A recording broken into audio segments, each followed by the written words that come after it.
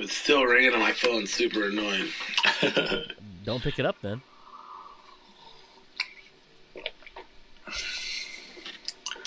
What's crack-a-lacking? What's crack-a-lacking, he says. Nothing. What crack-a-lacking with you? Nada. There's the news. There's the news. I finally found the app. We can start the show now. Let's start the show. Stop the show, motherfuckers. Do this button. Do that button. I thought I saved more articles than this. Well, I only have one thing to briefly mention today. And what is that, Joe? They could not find another home for Y the Last Man, so it is officially canceled for good. Yeah, I was hoping you weren't going to bring that up, but that's cool. You weren't going to bring that up? I wasn't. That's fine. I just figured, I'd let everybody know. Honestly, I never even finished the first season because they canceled it halfway through the first season, and I was like, okay, well, whatever. I'm not going to finish it if you're not going to keep picking it up.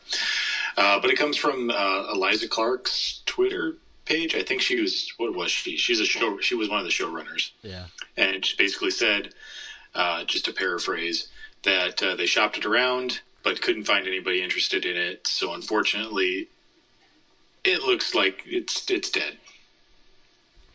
It's dead, he says. Or it says.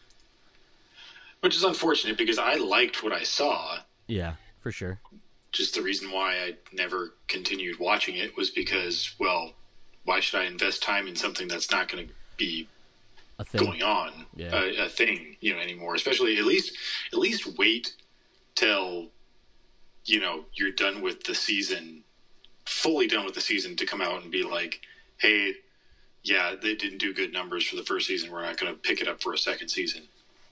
Fine. At least I watched the thing. It's sad, whatever, but you canceled it halfway through the first season. So I'm like, well, there's no point in watching this unless somebody else picks it up. Okay. Yeah, One way to look at it. The other way to look at it is you could have kept watching it and saved it, Joe. But you quit on it. You fucking quitter. It quit on me first. So. Not the show. The show quit on me first. The big wigs at the big wig company places. Yeah. So why should I give them my peace of mind? Even though I pretty much watch Hulu for other stuff anyway. But yeah. Yeah. Yeah, I don't know. I have nothing to say to that. Way to get him, Mike. Yeah, you got me good. Yep. That's the only reason I jumped on. I'm going to talk to you guys later. All right, see you, buddy. Throw out some sick burns here and there. You got Mike? He has no other actual, contribution other than sweet burns to be thrown out. He just calls in every once in a while, says a sweet bird, and just shouts Mike out, and just... Mike out! Pieces. It's also funny because he's getting off his mic, so it's like a... Yeah, it's a double entendre. It's a double entendre. It's a sex joke.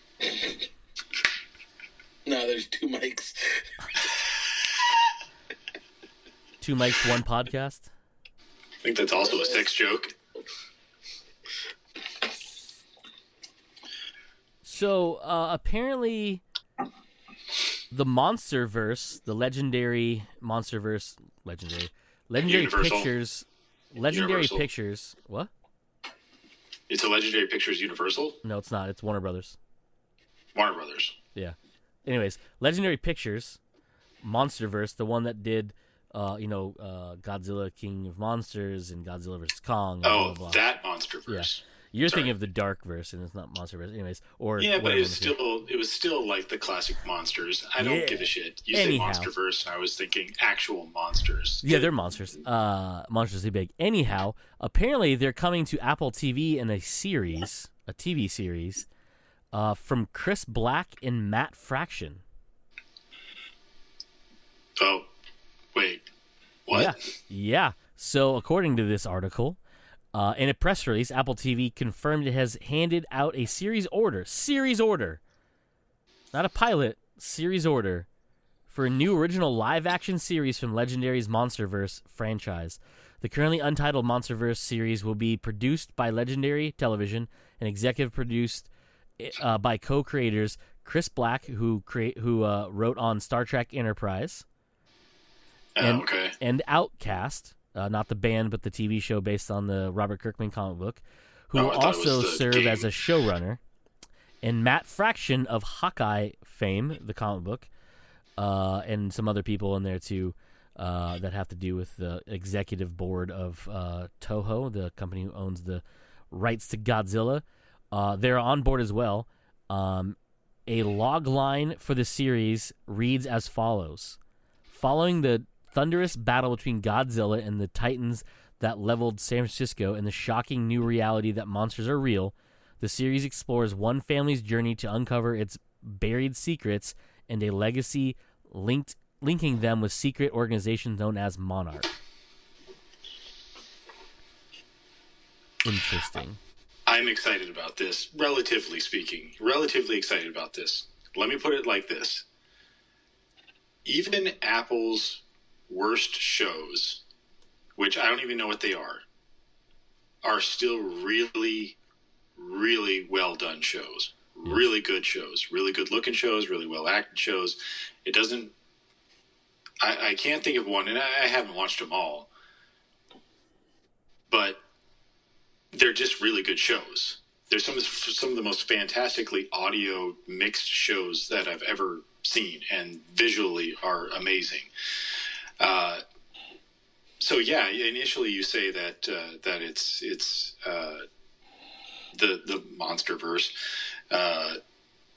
and that they're bringing it. That Apple's actually ordering a full series of it, so that we're at least going to get one season of it, and it actually picks up after the movies, which is really cool. But that Matt Fraction, is such a weird one to bring in, but it actually is kind of comforting, I guess, to have somebody like his writing ability to bring him to the show. It actually makes me excited for it. Like, you take him out of it, it still sounds like it could be really well done and look really cool and it'd probably be good. But to throw him in there makes me a little bit more excited that it actually will be good. Yeah, it's interesting. Him, because he and his wife, Kelly Sue DeConnick, started a production company for not just comic books, but for television properties and movies. Solely not, and they even said just not based on their properties that they created, but other things. Obviously, this might be one of them. I think it's called Milk Fed Productions, I believe is what the name of the production company is. And it's interesting because it lists him as an executive producer as well as, being part, I'm guessing maybe writing on it too, I'm not too sure. But it's co-created by him, so I'm guessing Milk Fed Productions is probably steeped in it as well. So that's very interesting to see that he's attached to something so different than what he's known for, but also, famously different than anything he's really made when it comes to even his comic books. Not so much the family stuff. He's written a lot of family stuff and has a very good grasp in the writing style around human beings and how they make them feel real, especially if you read the Hawkeye book, for example. He makes Hawkeye, or Clint Barton, very human, and his interactions with other people very real as well. So that's very interesting. Very interesting. Yeah. Is there any type of timeline that we could be seeing this? Not that I can see. What's weird, too, is it also says that Legendary and Warner are still going forward with their movies. Because there's a project they've already signed on with from before with Adam Wingard, who did the last movie, Godzilla vs. Kong, which is everyone. Apparently, there's been rumors that it's possibly Son of Kong. So that's interesting that they're not. It's nice that they're not just shit canning the movies. What's interesting to me, though, is it's not going to HBO Max. Oh, well, yeah, that's right. Yeah. It's going to Apple TV Plus. That's right. I didn't even think about that. I wonder if there was I wonder if they optioned it and then HBO or Warner Media passed on the concept. Yeah, could have been. No date or anything yet released, it says at the bottom here. What I can definitely see this show being is not so much about the monsters themselves. You can leave the monsters to the big budget movies where that's where they're going to shine. Something like this could be more of a squishy person driven stuff. So this could be, what was the name of it again? Or did they give it a name? No, it's Untitled. No, yeah, it's Untitled. Okay.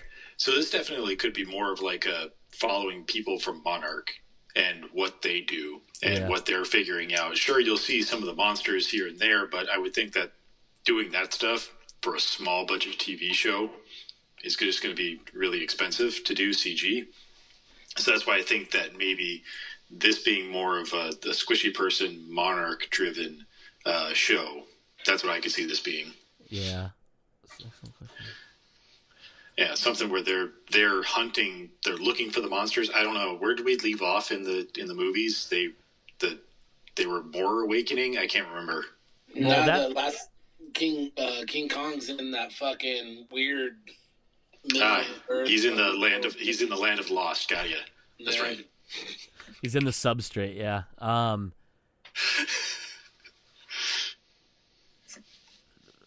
Great. Now I'm gonna have that intro song stuck in my head. Thanks, matey. Yeah, good job, Joe. So that's pretty interesting. That's a fun little fact. Danny DeVito almost drowned during this dangerous It's Always Sunny stunt. What? Is that where he was gargling milk? Or beer. Or was it beer? Yeah. Almost drowned during a stunt. Charlie Day was...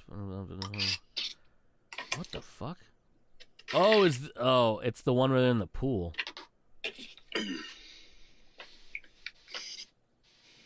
In the season 11 finale, the gang goes to hell part 2. Okay. That's the one where they're on the boat and it sinks. Yeah. Where it floods. Yeah. Interesting. That'd have been a weird thing, huh? To lose Danny DeVito like that, yeah. Yeah. Hey, sorry, go ahead, Mike. What were you gonna say? We will never lose Danny DeVito. Don't talk like that. Yeah, Joe. He's going to be our next Betty White. That motherfucker's going to make it way longer than what he thinks. Oh, Danny DeVito? I think he has, actually. He's only 52. That's the weird part about him. He looks like shit. He's only 52? He was making Taxi when he was 11.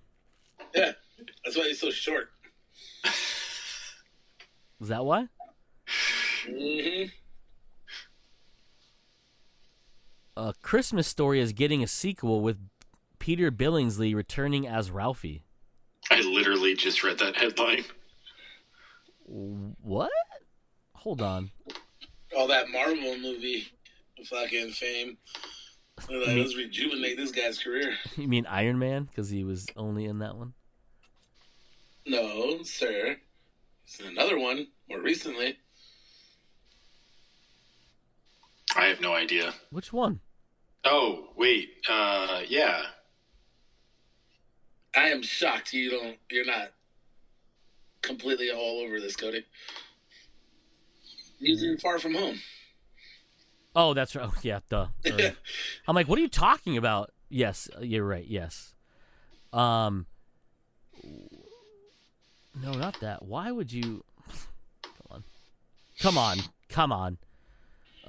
Don't mention the shitty direct-to-DVD sequel they made. So, titled A Christmas Story Christmas, the feature intended for HBO Max will be directed by Clay Cadis, who already tackled the snowy holiday season with The Christmas Chronicles for Netflix, and is a script by Nick Schenk, the writer behind recent Clint Eastwood movies such as Gran Torino and The Mule. I don't know if you can call Gran Torino a recent movie, but okay. Sitting Under the Lake Lamp. Okay, yeah, this is from The Hollywood Reporter. Billingsley is producing it with Vince Vaughn via the duo's Wild West Picture Show Productions.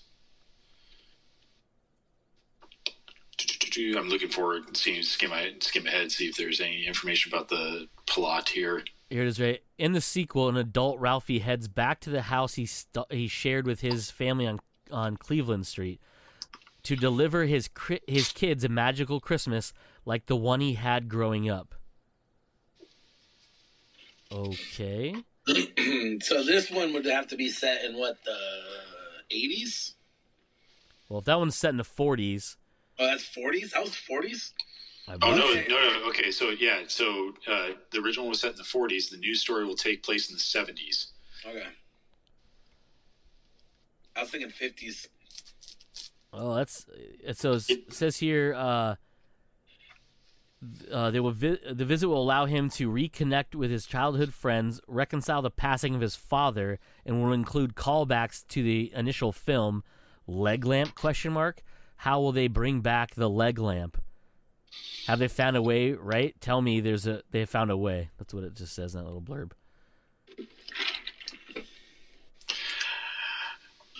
I can't say I'm excited about this. I can't say that I've wanted a sequel to this movie, that it deserves a sequel. Interesting. It's interesting, to say the least, like you said. I don't really know what to think about this at all. It's fairly strange, but I mean, whatever, let's give it a shot. Fuck it, you know what I mean? Yeah, I mean, if somebody's willing to make it, and let's see how they do.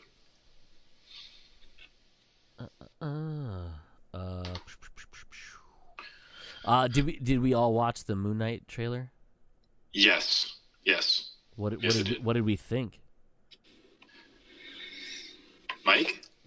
That shit look weird. I don't know anything about Moon Knight.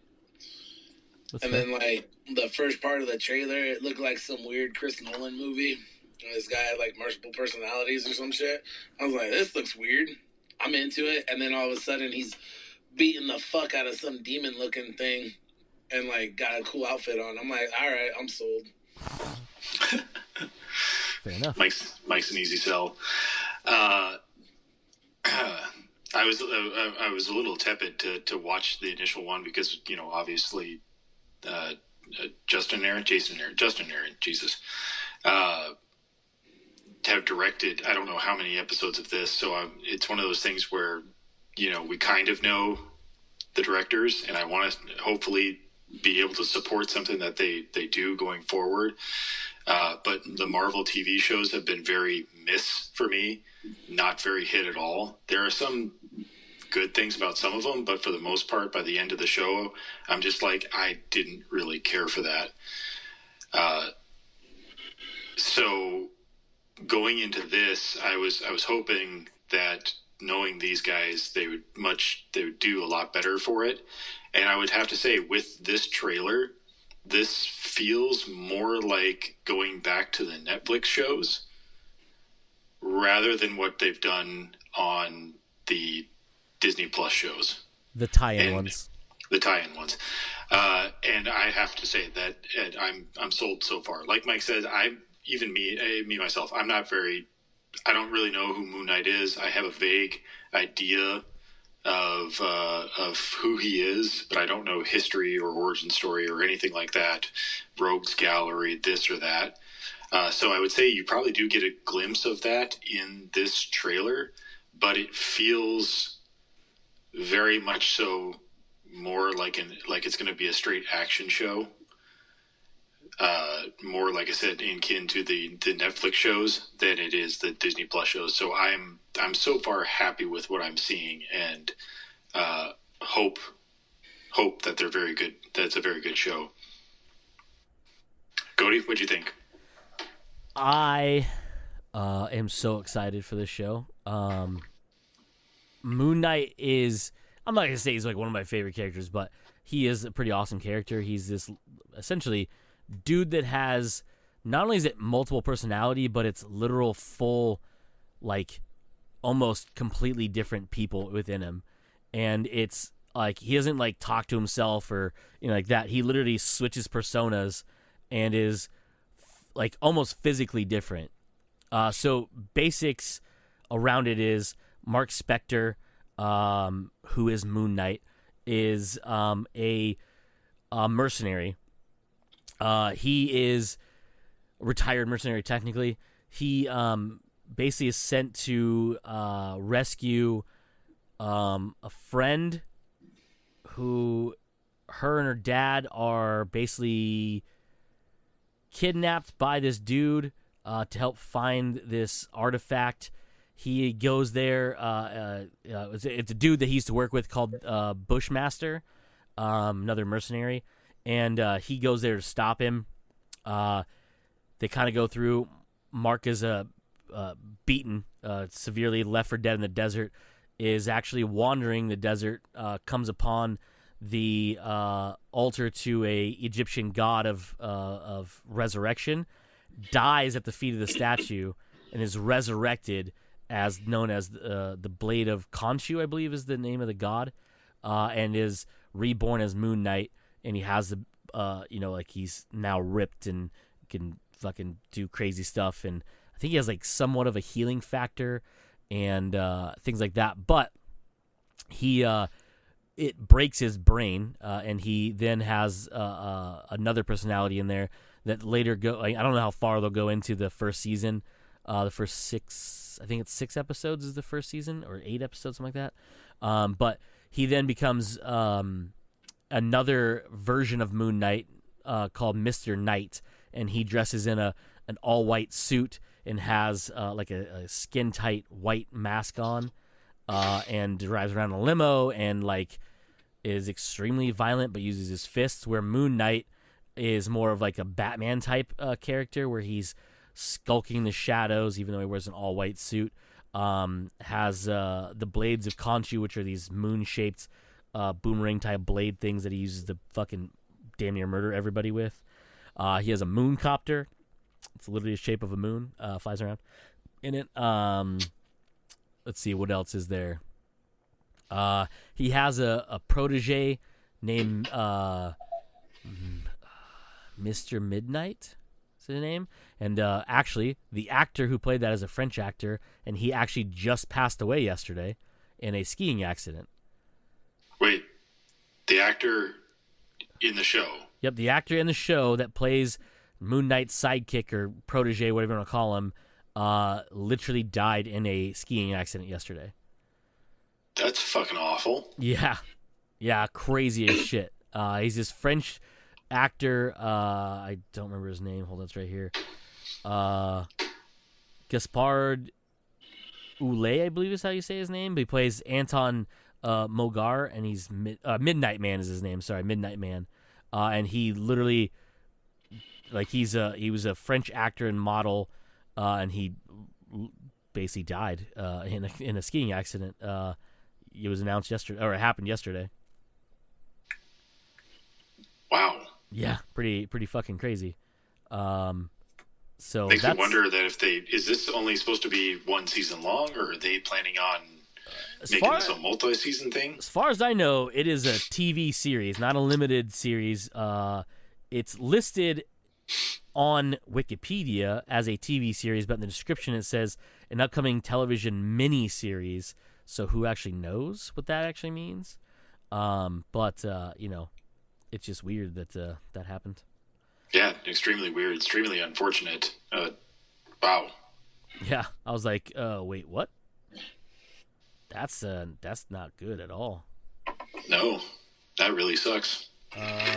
It's six 40 to 50-minute episodes.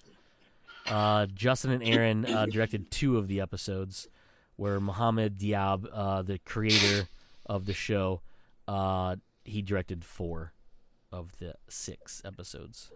Okay. Yeah, fucking weird, man. Oh, I'm sorry. Muhammad Diab's not the creator, co-creator of the show. It's created by, was it Jeremy Slater? Right? Is that what it is? Yeah, Jamie Slater. Interesting. Anyways, yeah. So I thought that was pretty weird. But yeah, to go back to it, Moon Knight is a very bizarre character because he's like if Frank Castle was super rich from being a mercenary and then became a psychotic Batman. Yeah. Okay. That's the best way I can put it. The main villain in this, I had to look it up because Ethan Hawke plays him. It's weird because in the comics, he has two like sort of main protagonists. He's fought in a lot of villains throughout the years. But Ethan Hawke plays, his character's name is Arthur Harrow, who's a cult leader who's obsessed with basically becoming immortal and creating a mythos behind himself where he could heal people and little things like that. But the way they make him seem in the show is he's an amalgamation of two different bad guys. One is the cult leader, and this other dude is essentially like a Lex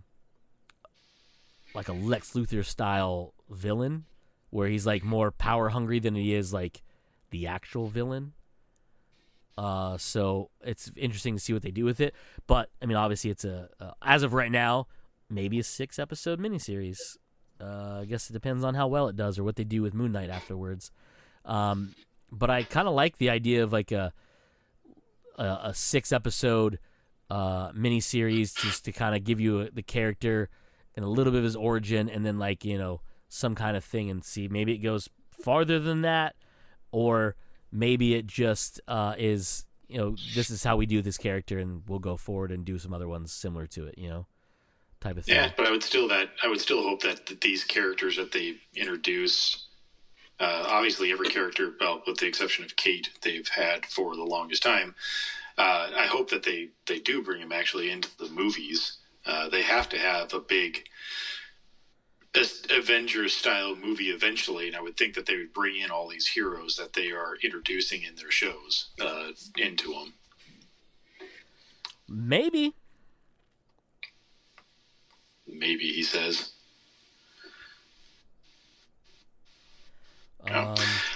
Speaking of maybe, even though it doesn't really, any thoughts on the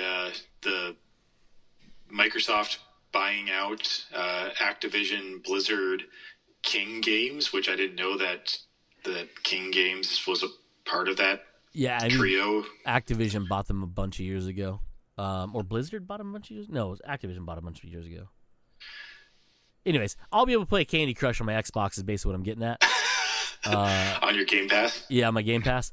Yeah, so it's interesting. There's a lot of Sony fanboys right now fucking furious because they believe that Microsoft is going to basically pull Call of Duty stuff from PlayStation, which would be dumb. Why would they take one of the best-selling franchises and fucking handicap it like that? It just it more leads to we're gonna get it most likely on Game Pass for free, air quotes, part of Game Pass, where PlayStation nerds are gonna have to fucking buy it outright, unless PlayStation does do their competitive version of or competition style thing to go along with Game Pass, whatever they want to call it. PlayStation Now, Knower, whatever you want to call it.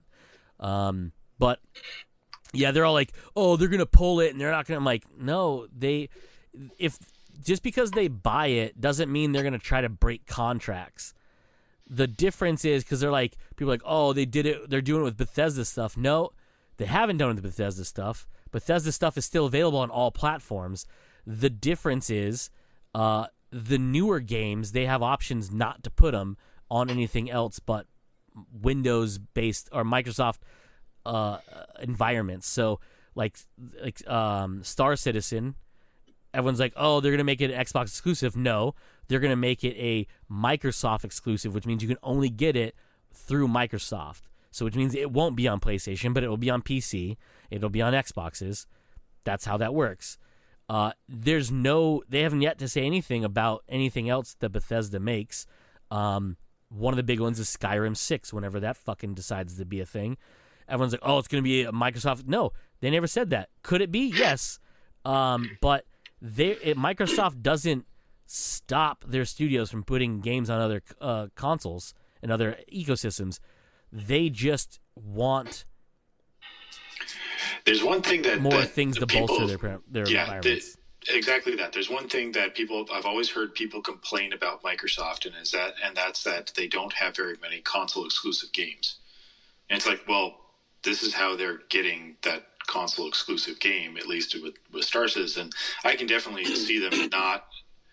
I would hope, because when this was first announced, the Xbox fanboy, quote unquote, just because I can't afford two consoles at once, and honestly, I hardly even play my Xbox to begin with. The fanboy, quote unquote, in me was like, oh, sweet, I'm going to have a shit ton more stuff to be able to play on Game Pass. That's the way I initially looked at it. After thinking about it for a little bit, it's kind of surprising that they're even going to, the federal government isn't even going to let this go through, because it seems almost more like an antitrust case than anything, because these are very large gaming companies that Microsoft is buying up here. So it almost feels like, because this is adding to the other companies that they've already bought, besides like Epic Games, and Ubisoft, like how many other big game publishers, EA, are there out there? So it just feels like if this is the road that's going to continue to go down, you're going to eventually have, because I'm sure Sony's going to try and buy up companies too.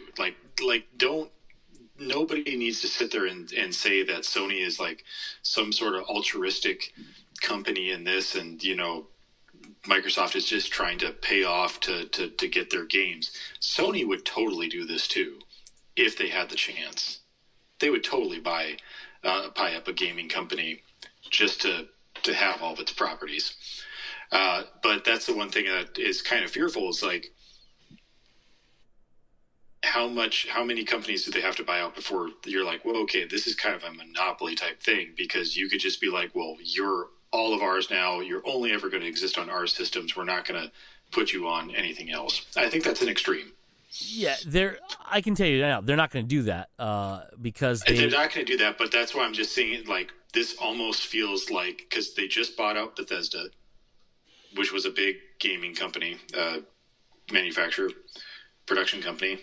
Whatever they do, they make games. Now they're buying Activision Blizzard King. It just feels like this is very much starting to get in monopoly territory. But it doesn't seem like the federal government's actually going to step in and do anything. At least from what I've read at this point in time, they're not going to. No, because until they only make it so those games are solely on Microsoft ecosystems, I don't think they can, because there's look at King Games, right? So King Games obviously make Candy Crush as well as every other variation of Candy Crush and things like it. They're iOS games, they're Android games. Yep, they're based in other ecosystems, so that's definitely not going to do anything. And they may even just sell off King Games or whatever. I mean, if you think about it, they shouldn't, because it just makes money left and right. That's why that fucking company's still around. That's one of the reasons Activision probably bought them, is because they're like, they make Candy Crush, and Candy Crush makes like $3.2 billion every like 17 minutes or something. Does it still really make that much money? Dude, there's people still play that shit, dude. Yeah, dude, it's ridiculous. For a free mobile game, it's crazy how much money they get. Yeah. Right? Oh, I want to buy more time. What? Just wait 10 minutes. But yeah, there's that. But like, I'm pretty sure they're not going to they can't really just void contracts. People are like, oh, they're just going to void the No, that's, you know how much money they would lose if they tried to do that. Even if they tried to buy that exclusive contract out from PlayStation, that's just money that PlayStation now has to pay them to have those exclusive things going to it.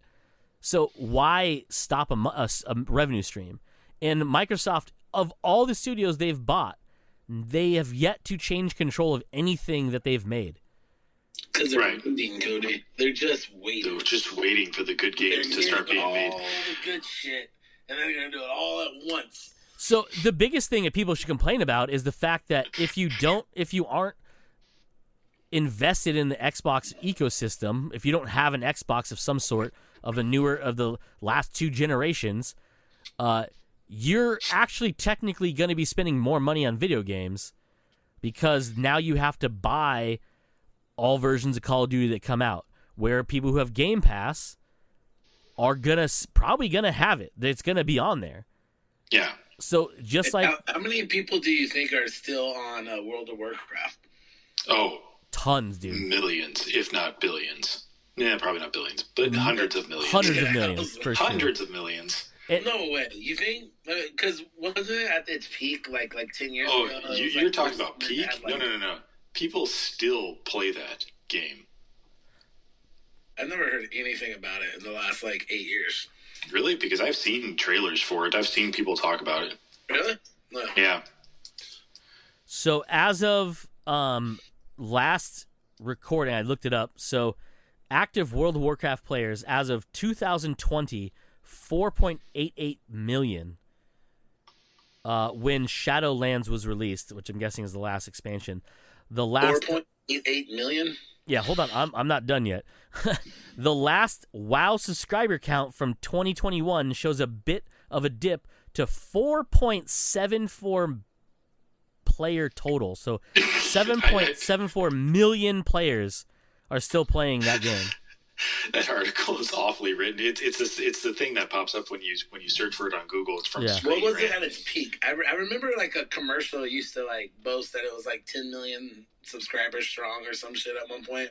Oh, it's probably higher than that.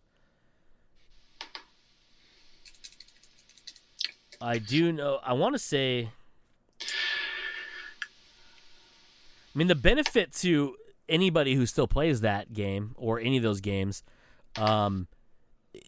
Microsoft is willing to pump money into them for newer things, be it a new World of Warcraft, World of Warcraft 2 or whatever the fuck you want to call it, newer expansions. But I think every expansion comes out is $30. Yeah.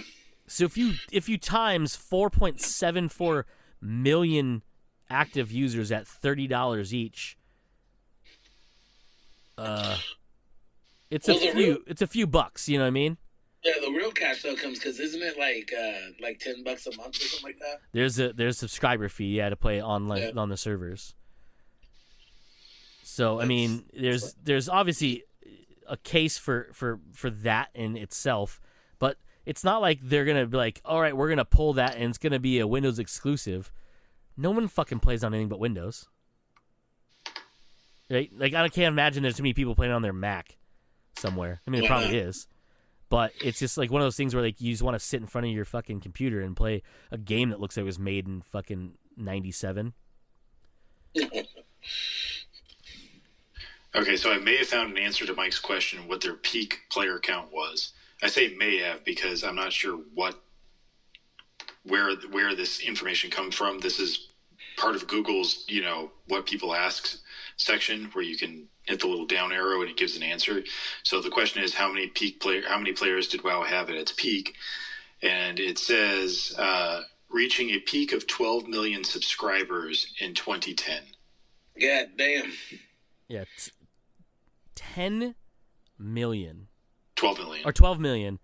So 12 million people had to buy a $60 game. Yeah. At one point. So, and that's, if you have a peak, right? So your peak is 12 million, right? That means the most you, just flat number, the most you sold of a $60 game, I mean, probably wasn't always $60 at one point, but anyways, on average, we'll say $60, right? Without any expansions, that number is quite bigger than I want to do in my head. Let's do the calculator real quick. So 12 Can I even do million on here? Here we go. Times 60 is $720 million just for the base game. Then you got to think that 12 million people times $10, $120 million, times 12 a year is so big that my phone makes me turn it sideways so I can see $1,440,000,000 a year that they were making. And then Activision comes over and gobbles up Blizzard, right? And then a few handful of years later, Microsoft's coming over to spend a couple billion on them to then just make it back in a couple months when these 4.7 million active players decide they want us to play. Do you think there's any, like, I haven't read, I heard people at work today were talking about this, but I hadn't looked into any of it myself. Do you think there's an initiative for anything like a World of Warcraft who is still strong, but seems to, like, obviously has dipped from its peak to kind of reinvigorate it a little bit? Like, do you think that's, like, priority number one with its new properties? Like, pump some money, pump some advertisement, a new expansion, kind of see if you can amp that up, or are they just going to go different routes with shit? Yeah, I mean, they'll definitely, they're probably, I mean, there's been rumors for a while that they're working on a newer version of it, a newer World of Warcraft, like a Galaxy of Warcraft or something, Universe of Warcraft, whatever you want to fucking call it, or Worlds of Warcraft, multiverse type stuff. But that's always, there's been rumors that for a long time, like last couple fucking 5 years or whatever. The thing about what Microsoft and Phil Spencer, the head of Xbox, or Microsoft Games and stuff, has literally said is they're not looking to just buy the IPs. They're looking to buy the people making them.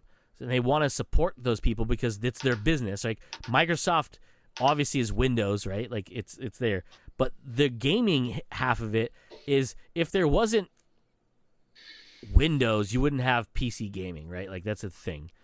Microsoft wants to keep that going, so the best way to do that is to find the best people making those games and support them. And the thing they've done with, like for example, with of the last handful of studios they've bought, and obviously Bethesda is probably the biggest one to date so far, and that whole group that they have in there, they want to basically say, hey, instead of you having to live game to game and build these game services, right, like Destiny has and a lot of these other games have, Ubisoft has a ton of them and are making more of them. Instead of making a game that's a service and try to survive your company on that, why don't you let us bring you under the Microsoft Games umbrella? We have deep pockets. You can then create the games and not have to worry about releasing one every year or every other year just to survive and struggle. How about we let you make a game, take a few years to make this game, and be able to support this game for years on end with having a backing of, yes, you're making money from the game you're making, but we have more money from all these other places that we have to support you while you do this. So you're not like, Activision is literally killing Call of Duty as a game because every year there's a new version. Mm-hmm. Right? With, like, I get like a whole, like a sports game like Madden, NBA, WWE. Every year it's a little different. There's new players, new characters, whatever, right? But like Call of Duty, there's only so much you could do. Like other than inventing new wars or, God forbid, a future war that is real to base your games on, you can then just make a better game over a span of 2 or 3 years and not have to worry about every year this studio is making a game. I know, like, every other year a different studio is making the Call of Duty game. Is it still trade-off between Treyarch and what was the other one? Sledgehammer. Yeah. You have one of the ones. Yeah, so it is. They do. I mean, so it's not like every 2 years they make them, but with the support from Microsoft and Xbox in general, obviously as a platform, and Windows, and as well as their games are available on Steam. So everyone's like saying they're pulling their games from. No, they're on Steam. You can get them other than directly from Microsoft. You're still paying Microsoft because they own them fucking games now. But they're just building a stable of studios and people making them, so you're not just running into Gears of War and Forza every other year to sustain. They need those other ones, but also they're doing as a benefit to the gaming industry by giving these people the thing. And there's studios like CD Projekt Red who do a good job of making games, and they don't have a new game every year.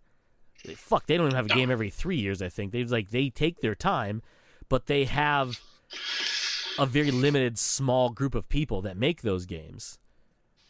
Where like Activision has like a couple 100,000 employees across all their business, you know. I mean, they have a lot of people working for them, and they still will. Microsoft doesn't like just shut them and bring them over.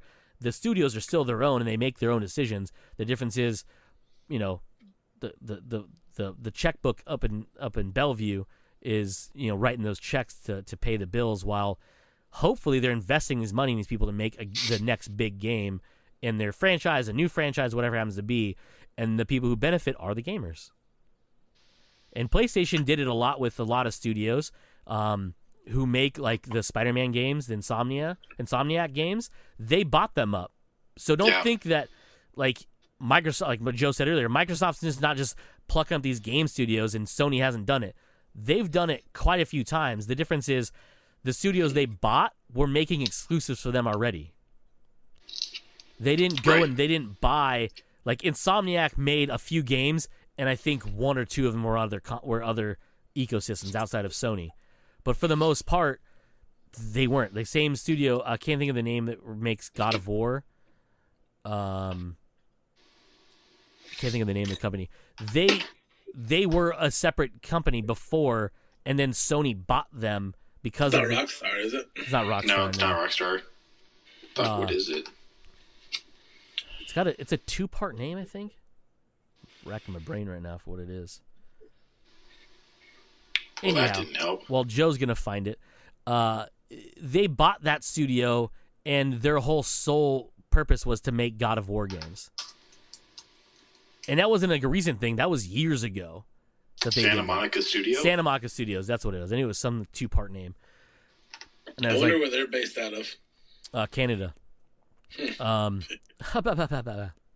So, and same thing with Uncharted, right? Like Uncharted is a series of games, and they are like that studio is still not owned, right, by Sony? Naughty Dog, right? They're not owned by Sony. Did they get bought by Sony? No. I think they did. Oh, maybe they did. I can't spell naughty. Whatever. I'm just gonna go with it. Yeah, you can't. Can't even spell the thing you are, Joe. Naughty. But like that's the thing. Is like Microsoft technically is late to the game. Valve did this before. Valve bought a bunch of studios out to have their own games, and they actually had a stable of their own games, anyways. But Microsoft's just now like they're bolstering not only Xbox, but they're bolstering PC gaming, Windows gaming, and they're trying to work with other companies like Steam to keep their content on there. They're not trying to pull that content. They're saying, hey, we are like the bigger company. We're not solely just this, like we're not just making everything Microsoft games.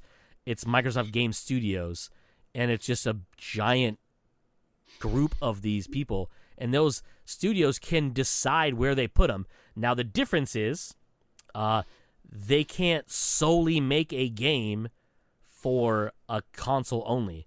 That's part of the deal, is they have to make them of like they can make just PC games. Like there's studios that just make PC games, but they're trying to push them to also make console games, not just for Xbox, but mostly for Xbox, obviously. And then like Joe said earlier, Sony fanboys was like, oh, we're better because we have all these great exclusives. You're right. You do have some pretty awesome exclusive. God of War is amazing. It's a great game franchise. The Spider-Man games are fantastic. They are amazing. Gran Turismo we haven't seen in years, but that was a good racing game if you like those kind of racing simulator games. They're fantastic. The difference is the value on an Xbox with Game Pass is so much higher than just buying a PlayStation. And Joe has the Series X or Xbox One X. I have a Series X. Our list of games, they have yet to make a Series X only game. Mm-hmm. They've yet to make even when the Xbox One X came out. People have the new consoles. Yes, and that's one of the reasons why. But PlayStation has, Sony has PlayStation 5 exclusive games. There are games you can only play if you have a PlayStation 5. I feel like you guys are amping up the fact that there's Microsoft and Sony fanboys going at it more than they really are.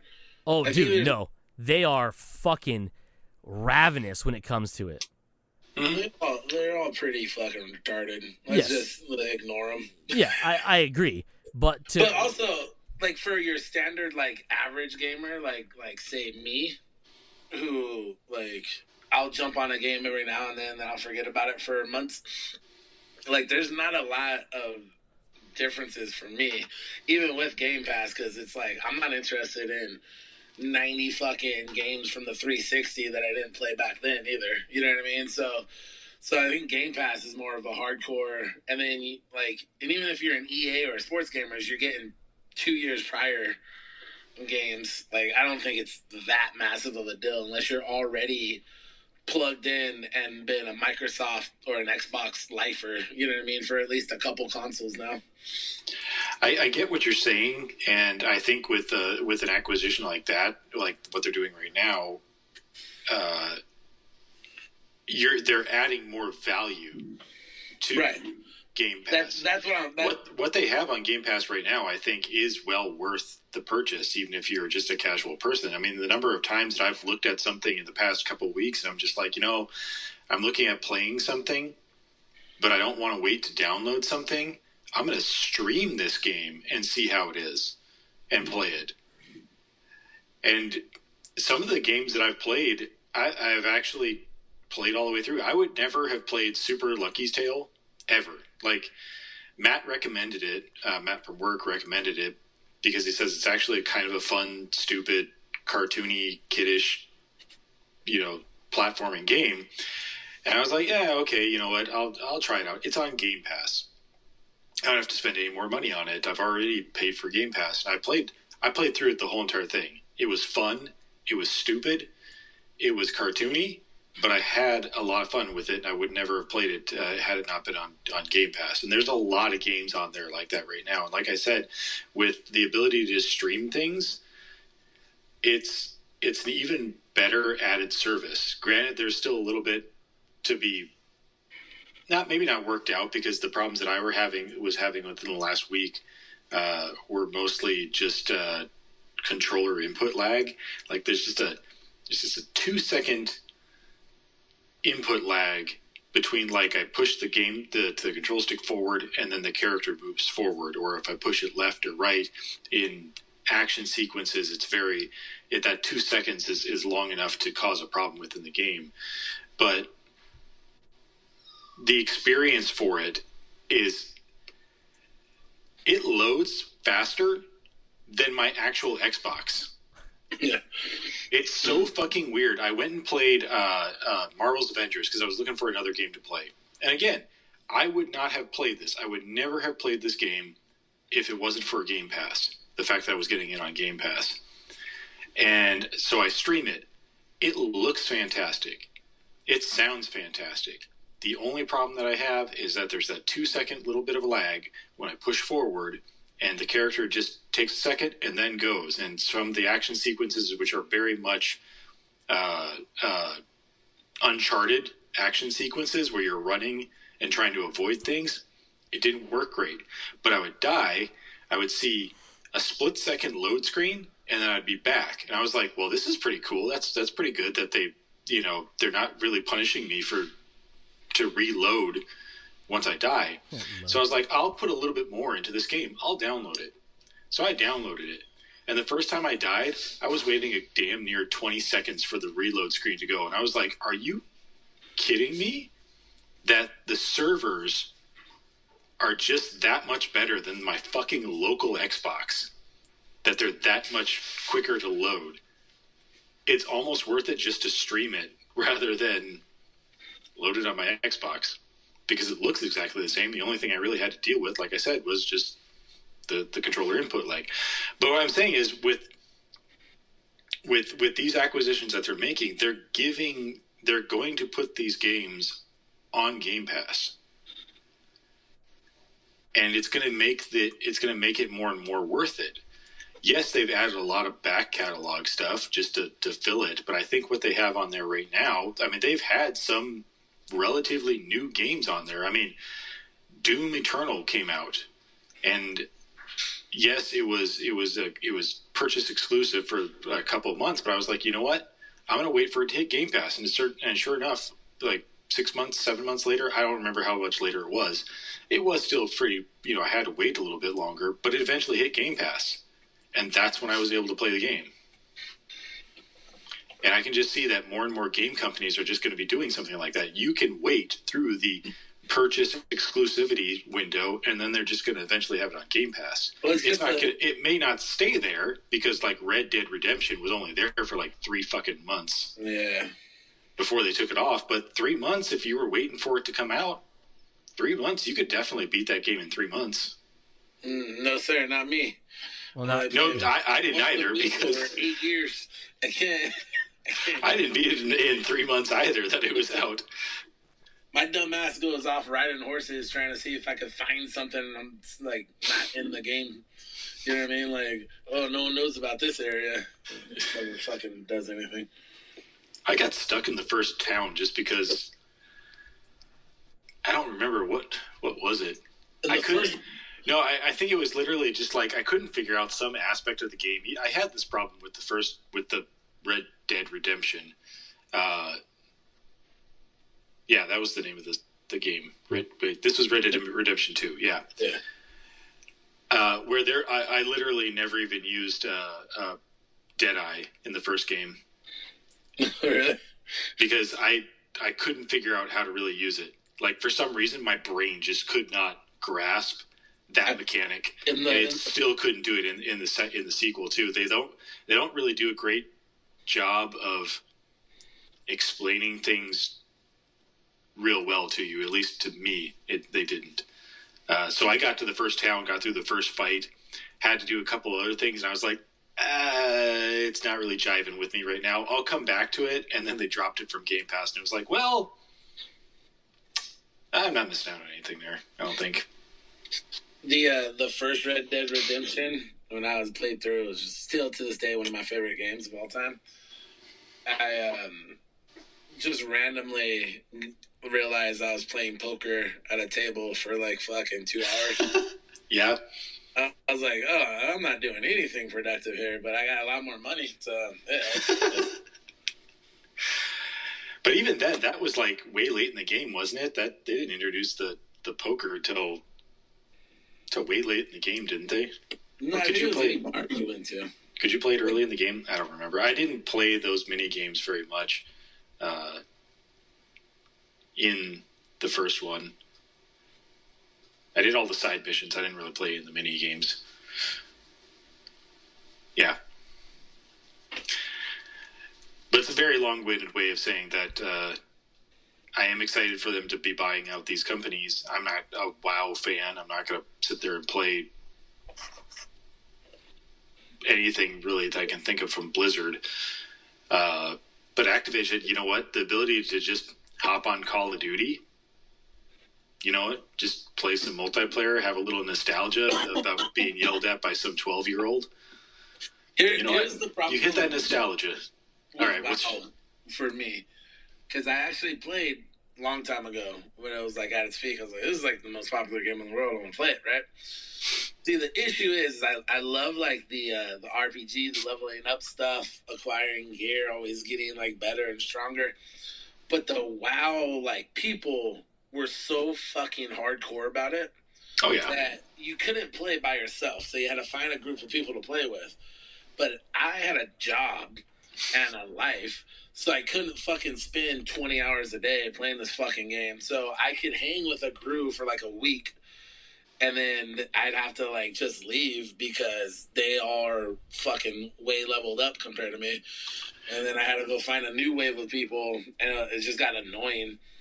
Yeah, you're like, okay, hey, I want to run this raid for the first time. How would anybody want to run this raid, and experience this story and blah, blah, blah. And they're like, yeah, we've already run that like 5 or 6 times. We're done with it.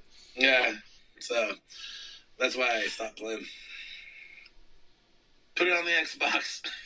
Put it on the Xbox. I mean, they definitely could. They could. I don't think they would. I think that's going to just be a PC exclusive thing now and forever. Yeah, I'd be more curious if they would eventually just push WoW into for a sequel, WoW 2. Electric Boogaloo. WoW. Damn it! I was going to say that, but I didn't want to say Electric Boogaloo. I was going to say WoW Harder. WoW Harder. But Electric Boogaloo was the first one that did come to mind. So I'm glad you're back, Mike. But I would wonder if that maybe they'd push them into update the graphics, make this more visually friendly, because that was one thing too that I always never really cared about WoW. Not that I'm going to say that I really cared about it from the beginning at all, but it always felt like even from the beginning the graphics were dated. Yeah. So maybe improve on that and make a WoW 2. Yeah, that was the thing that always threw me off. Was like, how are you guys not yelling catfish at these motherfuckers? Because you give us these gorgeous cinematics. Oh, that's Blizzard to a T. Like, I remember way back in the day with Diablo 1. You go back and watch Diablo 1 cutscenes, and it's cinematic, fucking awesome looking CG. And then you get into the game, and you're just like, okay, click, go here, click, click, click. I'm gonna fight this guy. Click, click, click, click, click, click, click, click, click. And that's your little pixel dude just running around, then throwing fireballs and spears. I don't remember. Into darkness, yes. Casting magic missile into the darkness. Yeah. And you're like, wow, those cutscenes in that you cut to are like mind-blowingly good, especially for the time. And then you go back to fucking pixel art, running around killing things and cows and stuff.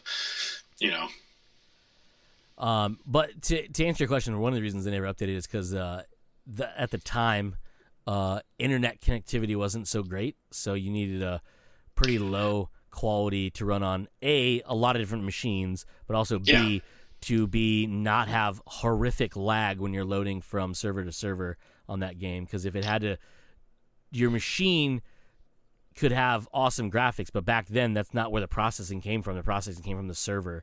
Nowadays it would be different. Like if you look at Elder Scrolls Online, the game looks gorgeous. Not as gorgeous as the cutscenes, but pretty goddamn close for the most part. And it's because a lot of the processing power comes from the device you're playing on, not just the server. And that's just technology differences from 2010 to 2021/22. It's just drastically different from hardware wise, as well as just internet connectivity and servers and stuff like that. Technology has been, obviously is gotten better over the years. But yeah, no, WoW. I've never played WoW. I barely even know anything about WoW.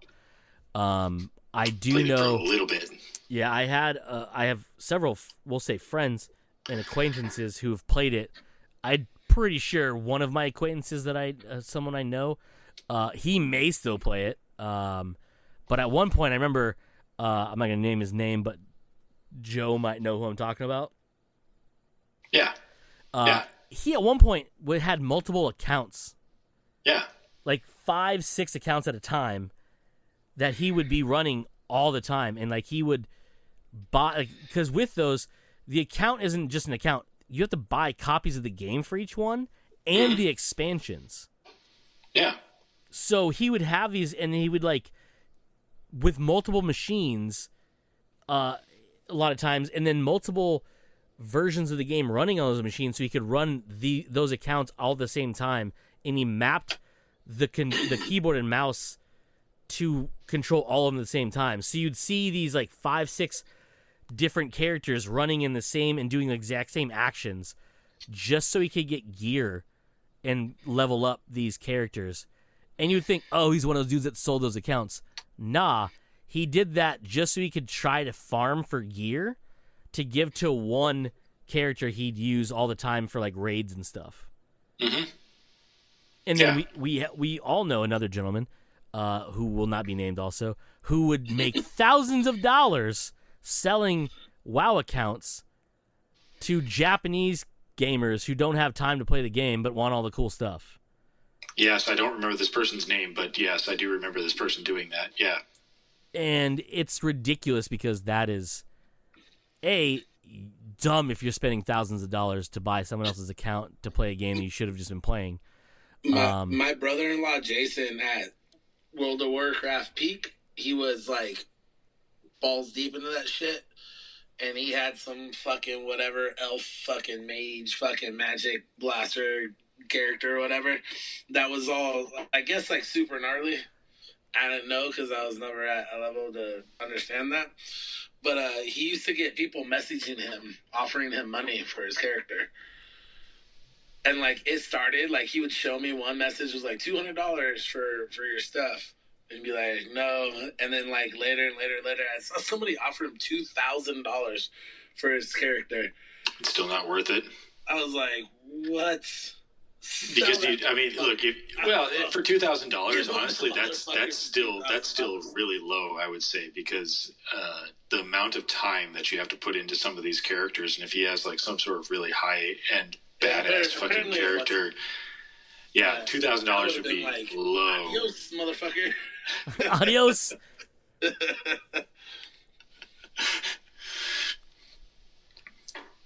But yeah, so to your original point though, it's interesting the world we're in right now because gaming is massive, more than I ever thought it would be. Like I know gaming was never going to go away, but like a few years ago I thought like this is the peak of like video game popularity. Right?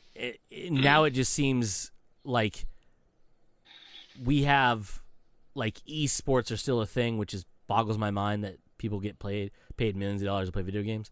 But you have multiple competitive leagues going on for just a single game.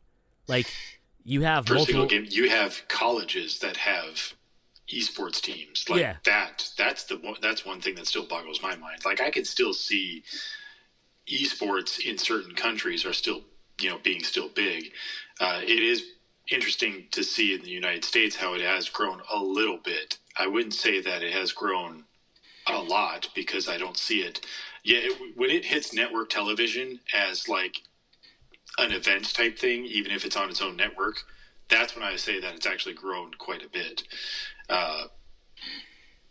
But the fact that I'm hearing about just universities that have the university just down the street from us, Ottawa University, has an esports team. Yes, that's a Christian college that I would never believe even would have anything to do with video games.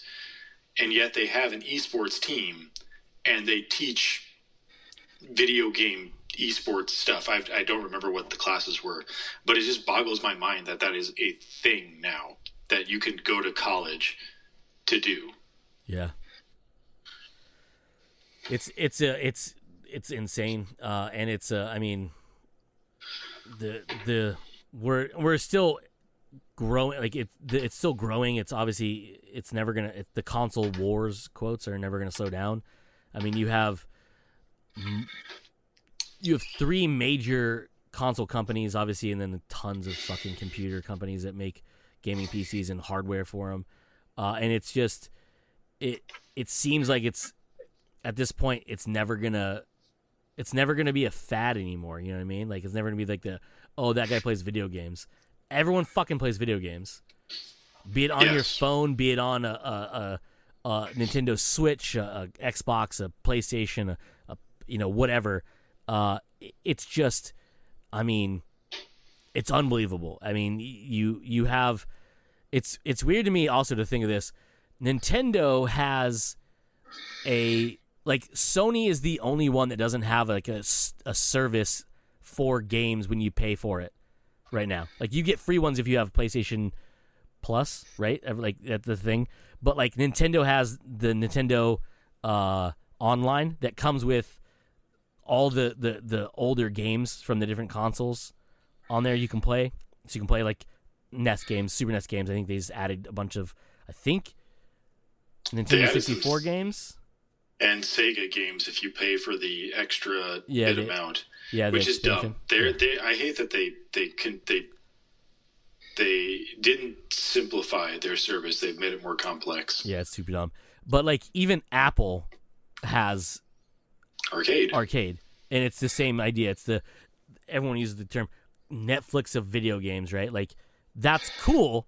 Netflix is making the Netflix of video games as we speak. Yeah, like Netflix is releasing games. Like they have a couple games out, but they're also doing a service where you can play mobile games that they've created with their own properties. Like there's a Stranger Things game. It's definitely a pay to fucking win game, if you know what I mean. But like there's like it's just crazy to think of like this like of all companies, PlayStation is the last to get into this. Yeah, it is weird. And it's funny because like no one really thinks about all that, right? But like it's a value because really with the Xbox before, it wasn't just like Game Pass Ultimate wasn't the original plan. There was Xbox Gold, right? So you can play online, like live, right? There's live. Then they introduced Game Pass, separate service, separate everything. You could get Game Pass. You don't have to have online unless the game has online functions. Then you have to have it to have those functions, right? That's the thing. Then you had now the biggest version, right? Game Pass Ultimate. Nintendo just did their one. I can't remember what it's called, Joe. Like you said, is it Nintendo Direct or no? That's their. It's like Nintendo Online Expansion or some stupid thing like that, or like Online Plus or fucking something stupid. Anyways, it just adds extra stuff to it. I think it has like the ability to have multiple users on it, and like Animal Crossing DLC was on there. Something else I can't remember what was on there. But like Apple Arcade's a thing. I think Google has one too, right? Like Google has a game service that they do. Okay, Google Play? Is it Google Play? Yeah, I think there's a game version of that's similar to Arcade on there, where there's certain like games you can play as part of the service or whatever, along with YouTube TV and other shit like that. But like it's weird that like of all the companies, PlayStation just seems like they should have been one of the first to do it. And I know they're obviously they're definitely thinking about it. They're not like go back like, oh, it's gonna go away. I will be the first one to tell you, I thought Game Pass was going to be a pretty big joke for the most part, other than the console exclusives. Like, it'd be cool to pay $15 or like, what is it, $50 a year or whatever at first, to have all those games, all the Microsoft games, right? Gears of War, the Crackdown games, all those ones, to have those without having to buy them every single time. All the Halo games, right? Just cool. That'd be a thing. Then they started bringing in other like games they don't own, like they studios they don't own. And I was like, to Joe's point earlier, you can try a game out, and we were talking about this earlier. This is the last bit I'll talk when we can stop. When you were talking about the whole like streaming thing earlier, the cloud gaming, right? I don't know why I never thought of this until you were talking. It's like the new version of a game demo. Yeah, it is. It's something that I've always lamented about a lot of software these days don't offer demos. My mom bought an Oculus Vr for everybody for Christmas to use over at their house. It's fun, but I kept thinking to myself, like, are there going to be demos on this? Because no one does demos anymore. Luckily, I was able to search for demos, and I was able to find demos for some popular games on there, Beat Saber, and I can't remember the name of the other one. It's not a simple thing to do because you actually have to search for it. It's not like, hey, here's the main game. If you want to try a demo for it, here, push here, try a demo. But at least it's offered on there. But like you're saying, like, where can I go to play a demo of the newest Call of Duty? Where can I go to play a demo of Halo Infinite? Is there a place? There isn't. How do I know if I'm going to like this game once it comes out unless I read reviews about it? You know? So to have it baked into this service where I can just be like, I don't even have to commit hard drive space to it. I can just hit it, give it a couple of seconds, and play it and see if I like it. See if I'm going to dedicate that time to download it and put it on my system. Yeah, it's amazing. And I noticed also I played. I was going to bring this up as part of it. The last week or so, I tried. Well, last weekend when I was off, I tried 2 different games through it. Splunky 2, terrible game, by the way. And Deep Rock Galactic. It's a great name, though. How could that game be bad? It's just a terrible control game. It's not a game for everybody. Yeah, the controls in it are terrible, is what I'm trying to get at on that game. But it was cool just to hit it, try, like Joe said, hit it. I want to try this. And it says on the thing, it says install and then stream, I think is what it says, right? Something like that, yeah. And I did it, and it literally, like, half a second later, the game's loading up in front of you. You can play it, and there's no, like, oh, yeah, here's your menu, wait for the game. It's just, you're right into it, and you're playing it. And I was then, after I got done playing Splunky 2 for, like, 15 minutes and realized this game's trash, I was like, okay, I don't have to delete it now. I just have to remove it. Like, I don't have to play it anymore. Like, I don't load it up anymore. You don't have to load it up anymore, and if you decide to come back to it, your save game is there. It's on the cloud. It's right there. Boom, done. Yeah, so I was like, that's pretty cool. I'll probably never go back to that game because it was trash. But then I was like, Deep Rock Galactic. I was like, oh, let's do that. I tried that. Pretty fun game. I accidentally hit install the second time I went to go play it because I hit the wrong button, but that's my fault more than anything else. And then one I'm going to try now, it's just came out today, the 20th of January. Nobody Saves the World, I think it's called. It's like this like dungeon crawler thing. It's like some, like, I guess everyone was like super excited about it, but I'd never actually heard of it, but it seems kind of fun, so I'm going to try that one this weekend too. But yeah, it's pretty interesting. But it's a pretty cool little thing you can do. And it's obviously, I didn't pay for any of these games other than having a Game Pass Ultimate, but it's just like, I would like, if I saw Spelunky 2, I would have never spent money on it. No.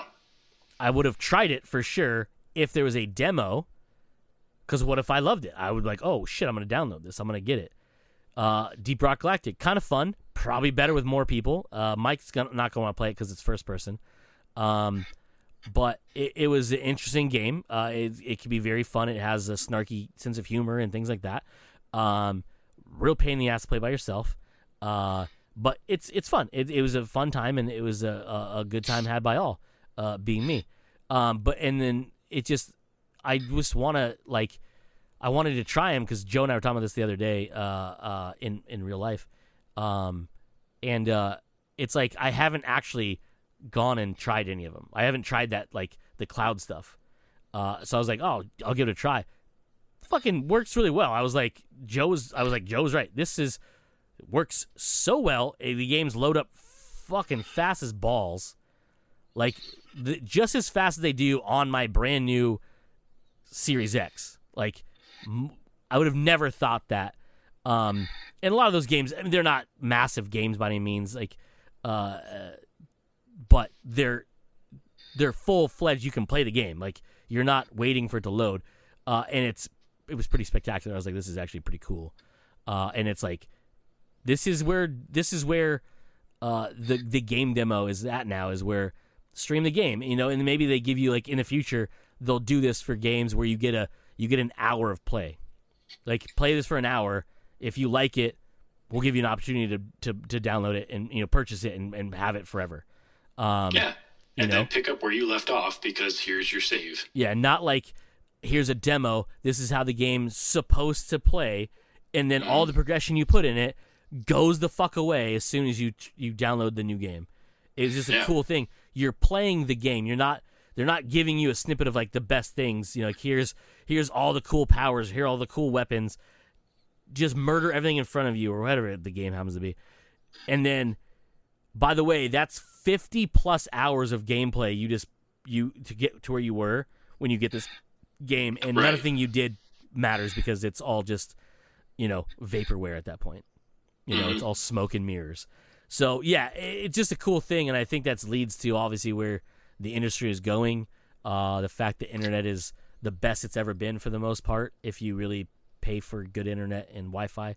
If you don't, obviously you're not. If you're in the middle of nowhere and you're using internet that's being bounced off like cell towers somewhere, you're not really going to have the same experience, I think. But we live in a metropolitan area that has solid-ish internet for the most part every day, until it gets super hot in the summertime and like fucking shit explodes, and then your internet doesn't work for a couple hours. Or in Mike's case, if the wind blows too hard in one direction, he loses power and everything because he lives on a tectonic plate. 4 years, dickhead. What? 4 years since I've lost power out here. You're holding on. Yeah, it took you 4 years to get back here. Yeah, exactly. Anyhow, that's all I have. Unless someone else has something you want to add before we outro this bitch. We could continue to do this. Yes. Forever, and it's already been an hour and a half. Holy fuck, has it? Oh my god, I don't even know what time it is. Anyhow, comes naturally. We are Joe, Mike. I have been Cody, and you fuckers just came naturally. It's like how we do it now. We don't actually ever do anything else. So, boom. Welcome back, Mike. Welcome back, Mike. Thanks, guys. Bye.